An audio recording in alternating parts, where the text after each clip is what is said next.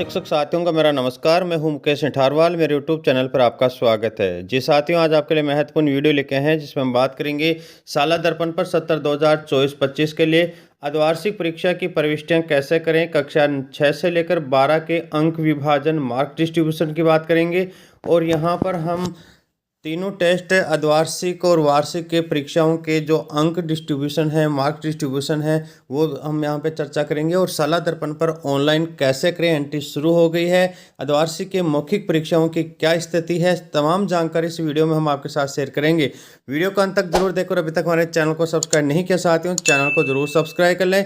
इसी प्रकार के नवीनतम अपडेट हम आपके लिए दोस्तों आप स्क्रीन पर देख रहे होंगे। साला दर्पण पर अर्धवार्षिक परीक्षाओं की प्रविष्टि के लिए परीक्षा परिणाम टैब, अर्थात आप देखेंगे कि जब साला दर्पण को ओपन करते हैं तो परिणाम वाले टैब के अंदर जाएंगे और वहां पर परीक्षा परिणाम प्रविष्टि, इसके ऊपर आपको क्लिक करना होगा। जैसे आप इस पर क्लिक करेंगे तो यहाँ पर आपको रिजल्ट एंट्री 2024-25 आपको यहाँ पर शो हो रहा है, तो इसके ऊपर आपको क्लिक करना होगा।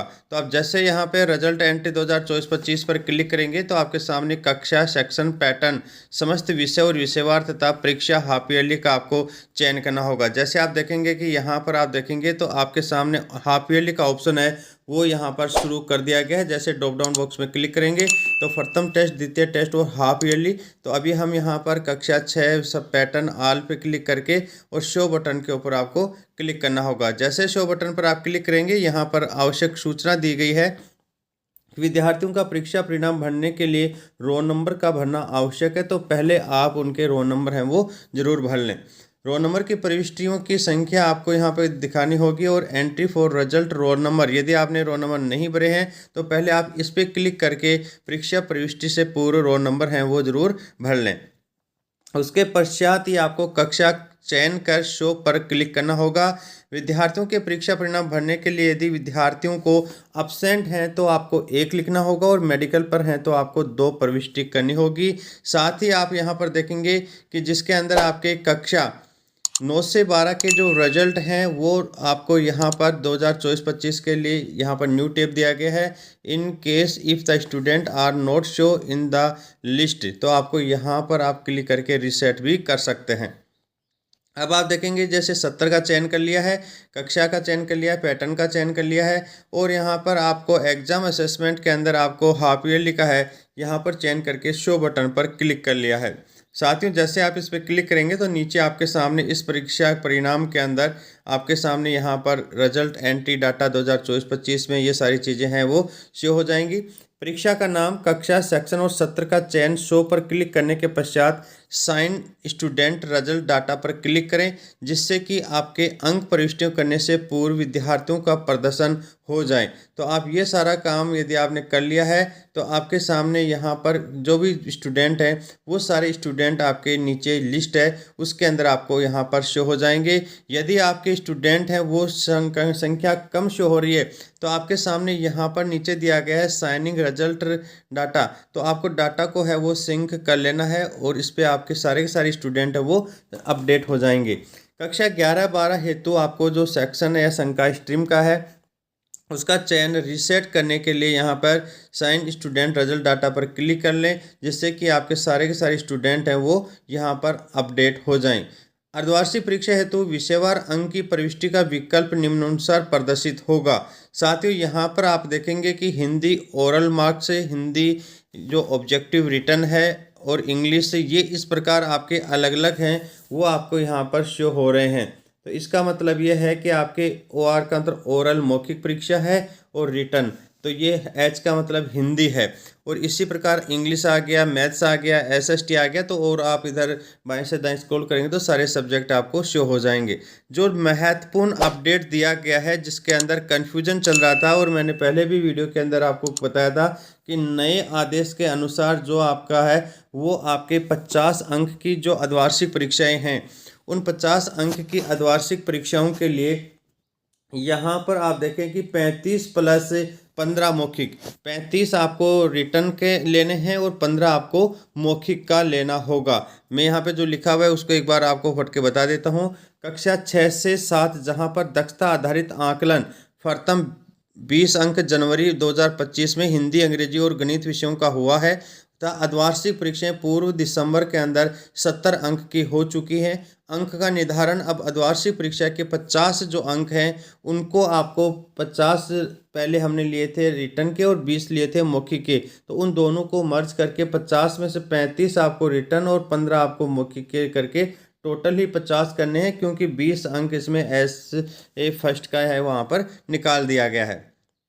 20 अंक दस्ता आधारित आकलन प्रथम है। कुल अंक आपको 70 ही रखने होंगे, किंतु साला दर्पण पर अर्धवार्षिक की प्रविष्टि परीक्षा परिणाम के अंदर 70 अंक का मतलब है 50 तो आपने जो अर्धवार्षिक तक लिए हैं 35 प्लस 15 वाले, और 20 अंक आपके यहाँ पर मौखिक के अनुसार ही करनी होगी। अर्थात जो मौखिक वाले 20 के कॉलम साला दर्पण पर है उसके अंदर आपको यहाँ पर जो दक्षता आधारित आकलन है 20 उसको आपको यहाँ पर लिखना होगा। तो अर्धवार्षिक परीक्षा की गणना 50 अंक जिसके अंदर 35 प्लस 15 मौखिक के अनुसार ही करनी होगी। कक्षा 9 से 12 के अतिरिक्त विषय के अंकों को परीक्षावार समेकित सैद्धांतिक प्लस प्रायोगिक को जोड़ते हुए भरना है। उदाहरण के लिए शारीरिक एवं स्वास्थ्य शिक्षा की अर्धवार्षिक परीक्षा में 35 आपके सैद्धांतिक के हैं और प्रायोगिक के 15 हैं, तो दोनों को मिलाकर 40 में से ही आपको भरने होंगे। एक जो भरा हुआ फॉर्मेट है कक्षा 6-7 का, इससे आप मार्क डिस्ट्रीब्यूशन अच्छे से समझ जाएंगे लोकल एग्जाम के लिए। इसमें यदि कोई कन्फ्यूजन है तो आप यहाँ पर इस वीडियो के कमेंट्स बॉक्स में आप कमेंट लिख सकते हैं। जैसे कंपलसरी जो सब्जेक्ट हैं, जैसे मैं हिंदी की बात करूँ तो हिंदी, अंग्रेजी और मैथ्स जिसके अंदर दक्षता आधारित आकलन हुआ था उसके अंदर आपके प्रथम यूनिट टेस्ट है वो 10 अंक का है, यूनिट टेस्ट सेकंड है वो 10 अंक का है। हाफ ईयरली में रिटर्न प्लस ओरल अर्थात 35 प्लस 15 को मिलाकर ही आप 50 में से देंगे। और यहाँ पर आपके कंपोनेंट जो बेस्ट असेसमेंट फर्स्ट है दक्षता आधारित आकलन जो है उसके यहाँ पर आपके 20 अंक दिए गए हैं। यूनिट टेस्ट सेकंड है उसके 10 अंक, थर्ड के 10 अंक दिए गए हैं। एनुअल एग्जाम है, एनुअल एग्जाम आपके 80 की है जिसमें 60 प्लस 20 60 रिटर्न के हैं, 20 आपके ओरल हैं। और यहाँ पर दक्षता आधारित आकलन सेकंड है उसके 20 अंक आ जाएंगे। ऐसे करके आपको इन 3 सब्जेक्ट के अंदर कक्षा 6-7 के अंदर आपको 200 अंकों में से लेना होगा। यदि आपने यहाँ पर अन्य 3 सब्जेक्ट की बात करें जिसके अंदर दक्षता आधारित आकलन नहीं था उसके अंदर किसी प्रकार का कोई परिवर्तन नहीं है। इसके अंदर आपको अर्धवार्षिक के अंदर 50 का रिटर्न प्लस 20 की मौखिक 70 में से अंक बढ़ने हैं, SST और यहाँ पे साइंस और थर्ड लैंग्वेज में। और आपके दक्षता आधारित आकलन फर्स्ट और सेकंड खाली रह जाएगा। थर्ड टेस्ट है उसमें 10 अंक रहेंगे। वार्षिक परीक्षा के अंदर 100 का होगा जिसमें 30 आपके मौखिक और 70 अंक आपके लिखित के होंगे। कुल मिलाकर यहाँ पर 200 अंक हैं वो उसमें से दिए गए। ये कक्षा 6 और 7 का है जिसमें दक्षता आधारित के 3 सब्जेक्ट के अंदर आपके जो परिवर्तन हुआ है वो आप ज़रूर देख लें। इस प्रकार आप नीचे आप अदर सब्जेक्ट है तो इसका आप स्क्रीनशॉट ले सकते हैं। इसी प्रकार यदि हम यहाँ पर बात करें कक्षा 6-7 के एग्जामिनेशन मार्क डिस्ट्रीब्यूशन जिसके अंदर आपके यहाँ पर तीसरा टेस्ट है वो भी लेना है। और आपके यहाँ पर जो भी आपके नॉन बेस्ड सब्जेक्ट्स हैं उनकी स्थिति की बात करें जिसके अंदर आपके अलग जो यहाँ पे स्कूल हैं, मैनेटरी स्कूल्स हैं या डेफ स्कूल हैं, TED या SJE स्कूल है जहाँ पर दक्षता आधारित आकलन नहीं हुआ था उसमें किसी प्रकार का कोई परिवर्तन नहीं हुआ है। उसमें भी आपके सभी सब्जेक्ट के अंदर अर्धवार्षिक के अंदर 50 प्लस 20 के आधार पर ही बढ़ना होगा।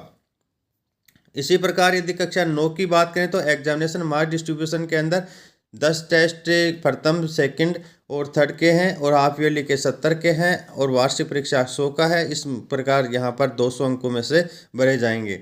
इसी प्रकार यदि हम यहाँ पे कक्षा 11 की बात करें तो जिसके अंदर आपके प्रैक्टिकल सब्जेक्ट नहीं है उनमें आपके यहाँ पर 9-10 की तरह ही रहेंगे। लेकिन प्रैक्टिकल सब्जेक्ट वाले की बात करें तो यहाँ पर प्रैक्टिकल के 50 और 20, यहाँ पे थ्योरी 50 और प्रैक्टिकल के 20 के अंक हो जाएंगे। और यहाँ पर एनुअल के अंदर भी 70 हैं और प्लस 30 का हो जाएगा। इतना सा परिवर्तन इसके अंदर किया गया है।